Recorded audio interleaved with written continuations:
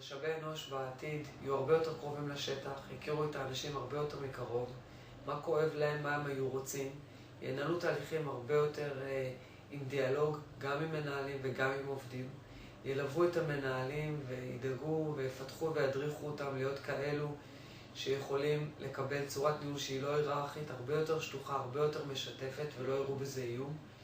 יראו בהצעות של אנשים מקום לקידום ולא איזושהי התנגדות. ואנחנו נצטרך להשקיע הרבה זמן בחשיבה יצירתית, איך משמרים את האנשים שחשובים לנו. במקרה של התעשייה זה האנשים הטכניים שחסרים, ותמיד זה טלנטים גם בניהול וגם במקצועות אחרים. וזה ילווה אותנו. אני חושב שב-2013 ראינו שתי מגמות סותרות. אחת, לחצים של התייעלות, צמצום, התאגדויות עובדים בעקבות כך עקב הפגיעה בביטחון התעסוקתי.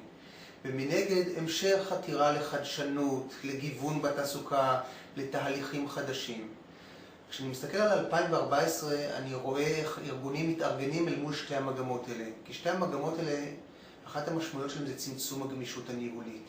ואל מול זה אנחנו רואים ארגונים מתחילים להתארגן במספר דרכים. אחד, לחזק מחדש את האנגייג'מנט של העובדים, שכנראה נפגע ובעקבות זה הצורך בהתאגדויות. מצד שני, ליווי תהליכי פרידה של עובדים שעוזבים אותנו, ואיך למצות יותר נכון את הפוטנציאל של ההון האנושי שקיים בארגון והולך להיות איתנו להרבה שנים כנראה. על ידי יצירת מסלולי התפתחות אישיים, ניהול קריירות, יצירת מעברי רוחב ואורך מתוחכמים,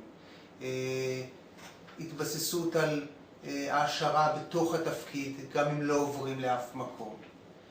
מנגד, אנחנו גם רואים איך ארגונים, אל מול הצורך להמשיך להתייעל ולצמצם, מתחילים לבנות תשתיות משאבי אנוש חכמות יותר, שמאפשרות דשבורד של מדדים, יעדים, דוחות, שמאפשרות לנהל, לנצל, לתכנן בראייה ארוכת טווח, יותר נכון את ההון האנושי בארגון.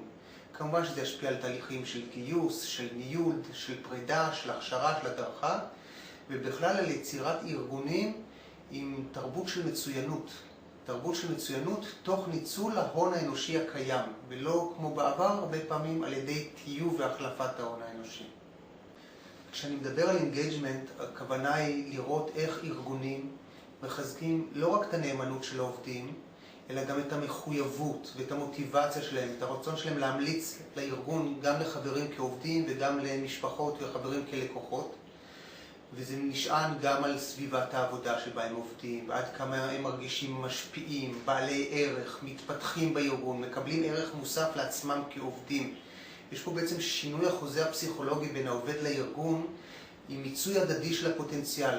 כשהעובד גם רוצה להרגיש שהוא מקבל ערך מוסף מעצם העובדה שהוא עובד בארגון, שהוא עובד בו לאורך זמן. הוא רוצה להרגיש שהוא מואשר, שהוא מקבל ערך מוסף לקורות חיים שלו, שהוא מרגיש שהוא מתפתח כאדם וכעובד.